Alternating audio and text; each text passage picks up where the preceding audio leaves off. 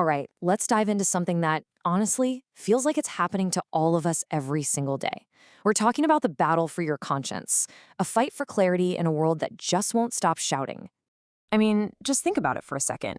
Your phone buzzing, ads screaming for your attention, the endless scroll. There is a constant war for every last bit of your focus. So how on earth do you find that quiet inner signal in all of that noise? The source material we're digging into today sees this as a huge, fundamental conflict. And this conflict, it all starts with one very specific problem: the idea that the voice of our own conscience is being drowned out on purpose. This isn't just an accident, a side effect of modern life. According to this text, it is a deliberate, targeted campaign. And this is where it gets really interesting, because the source gives a name to this problem. It introduces these figures called the tempters, and their whole job, their entire goal, is to crank up the volume of the outside world so high that your inner voice, your conscience, just fades away until it's barely even a memory. Yeah, this really gets to the heart of it. The noise isn't a bug, it's a feature. It is a calculated strategy. It's designed specifically to make us lose our connection to that internal compass we all have. So, okay, if the problem is that all these outside voices are way too loud, then the obvious solution is to just make the good inner voice even louder, right? Well, that's exactly the first strategy that gets proposed, and it turns out to be a very common but really, really flawed way of thinking about it. And here's that proposal from Lord Yellow. And you gotta admit, it makes sense on the surface. Fight fire with fire. If someone is shouting you down, you just grab a bigger microphone and shout back louder.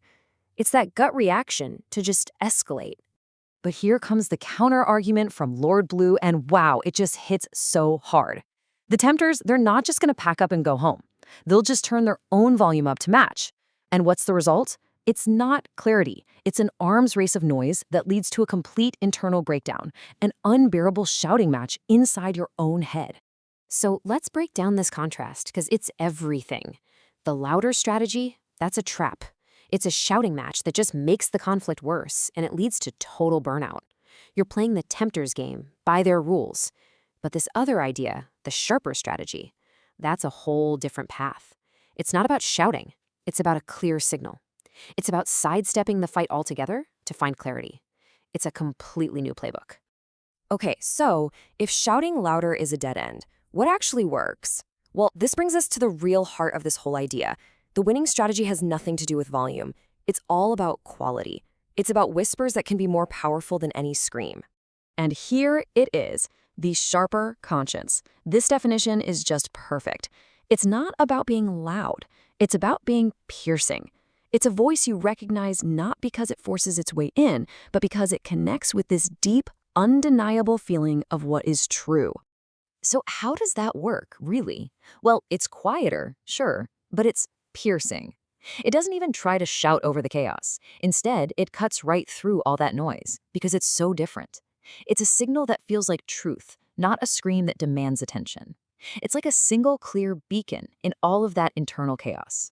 And this right here, this is the massive shift in thinking.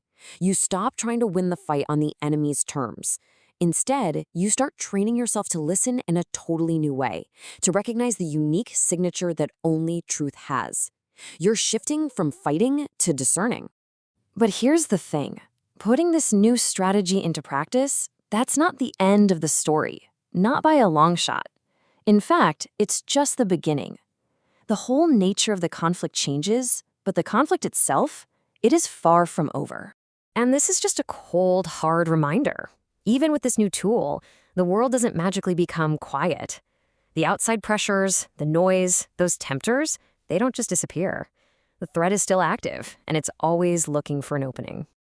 And yet, even with that threat still out there, the game itself has fundamentally changed.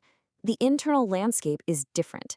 A new tool is in play, a new way of listening is being developed, and the old rules of that shouting match, they just don't apply anymore. And this is where we see it actually starting to happen.